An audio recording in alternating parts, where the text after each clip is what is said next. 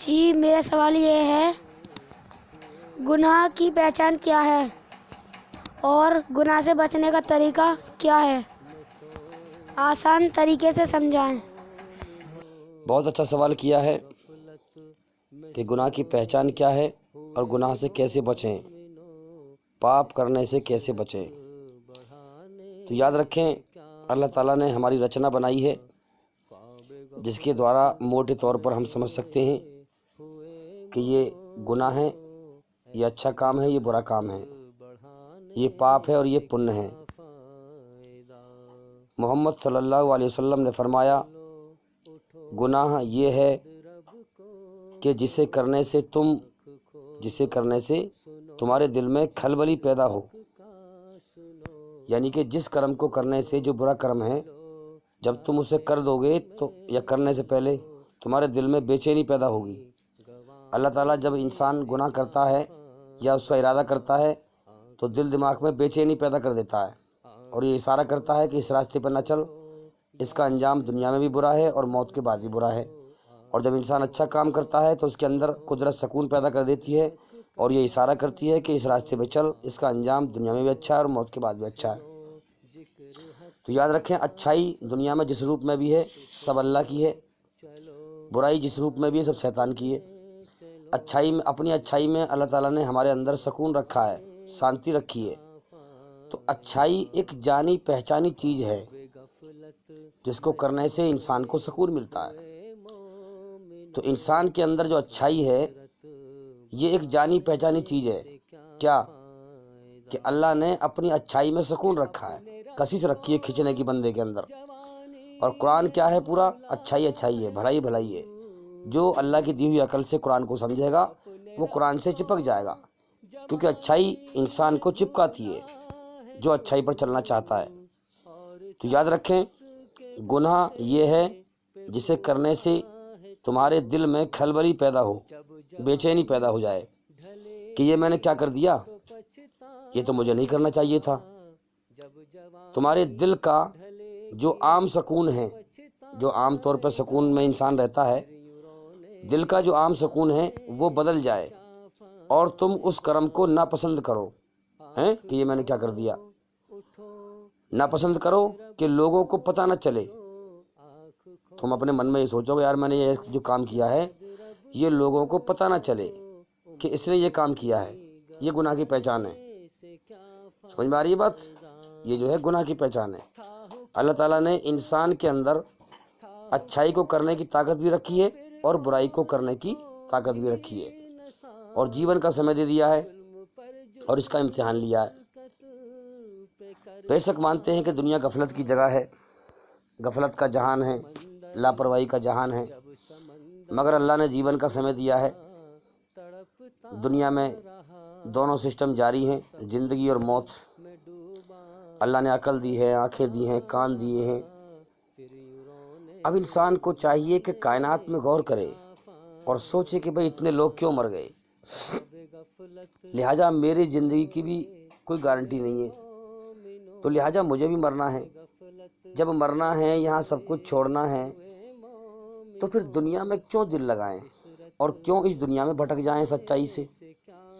سچائی یہ ہے کہ کوئی اس کائنات کا مالک ہے جو دن نکال دیتا ہے، رات کر دیتا ہے، اور جس نے ہمیں پیدا کیا ہے، جیون جینے کا سمے دیا ہے، جب چاہے گا ہمارے نہ چاہنے کے باوجود ہمیں موت دے کے اٹھا لے گا۔ اب دیکھو نا کتنے لوگ ہیں، کتنوں کو انسانوں کو روز جیون ملتا ہے، بچہ پیدا ہوتا ہے، پھر اس کی حفاظت کے لیے اللہ نے ماں باپ کے دل میں اس کی محبت ڈال دی تاکہ کمزور حالت میں اس کی پرورش ہو سکے، اسے پال سکیں۔ پھر وہ بچہ بڑا ہوتا ہے، بڑا ہونے کے بعد جوان ہوتا ہے، پھر اس کی شادی ہو جاتی ہے، پھر اس کے بھی بچے ہوتے ہیں۔ اب جو اس کے ماں باپ ہوتے ہیں ان کی زندگی کی شام ہوتی ہے اور اس کے جیون کا سورج نکل رہا ہوتا ہے، تو وہ جو ماں باپ ہوتے ہیں وہ بوڑھے ہو گئے، بچے جوان ہو گئے، تو ماں باپ جو ہیں بوڑھے ہو کے مر جاتے ہیں اور دنیا میں اپنی اولاد کو چھوڑ جاتے ہیں۔ کیا مطلب؟ کہ وہ اپنے جیون کا امتحان کا سمے پورا کر گئے اور اب اولاد کا امتحان ہے۔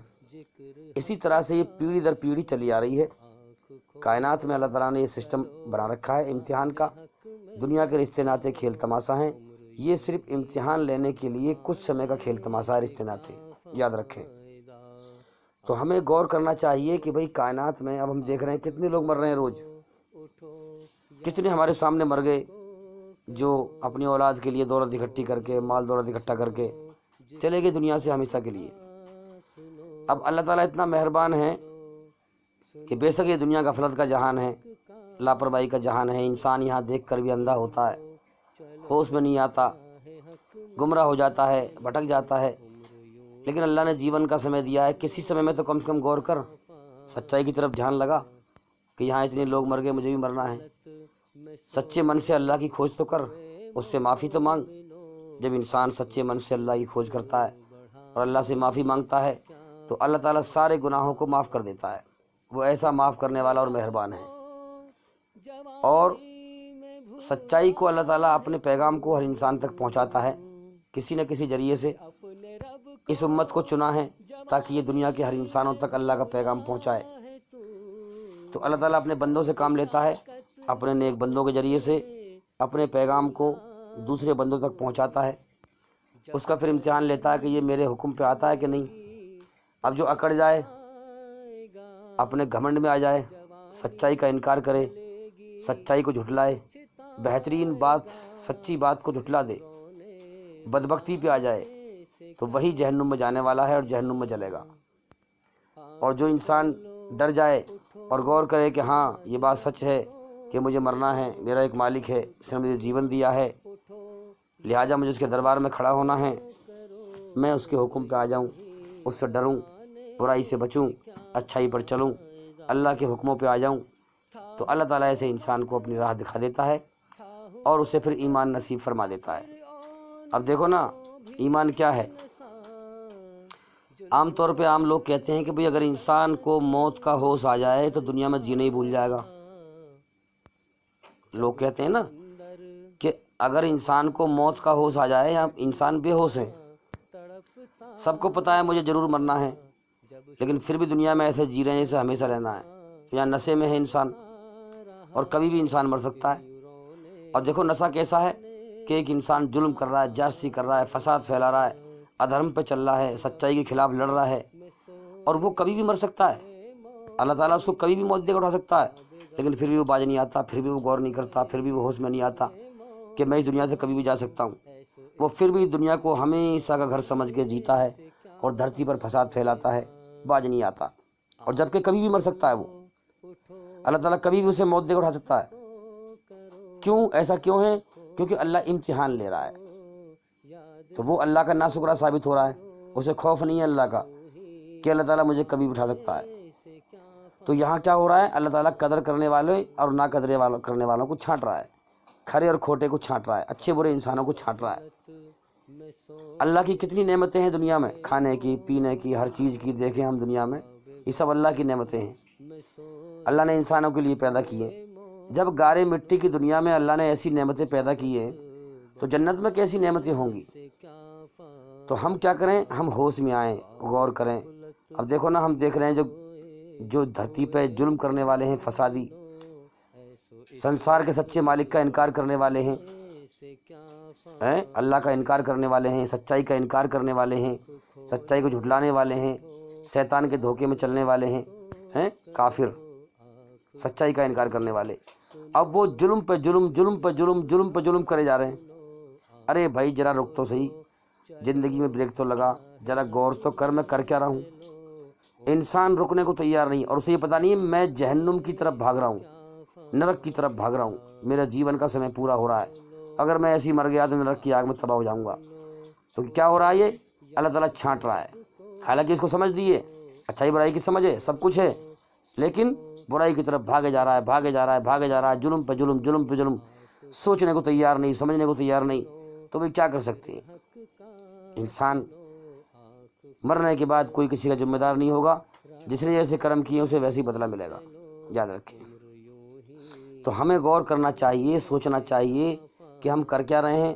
اور بھئی ہمارا بھی سب کا سمے پورا ہو رہا ہے، تو میں دنیا میں ہم چھوڑ جائیں گے.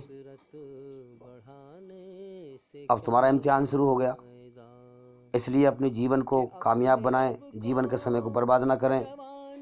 گنتی کا سمے لے کے آئے ہیں دنیا میں، دن رات گنتی کے لے کے آئے ہیں، یہ سانس بھی گنتی کے ہیں بھائی، ان کو برباد نہ کریں۔ دیکھو دنیا ہمیشہ کسی کا گھر نہیں رہی، دنیا میں ہمیشہ کوئی نہیں رہا، کتنے آتے ہیں کتنے مرتے ہیں، اس لیے سچائی کی طرف غور کرو، دنیا کے نشے سے باہر نکلو، ہوش میں آؤ۔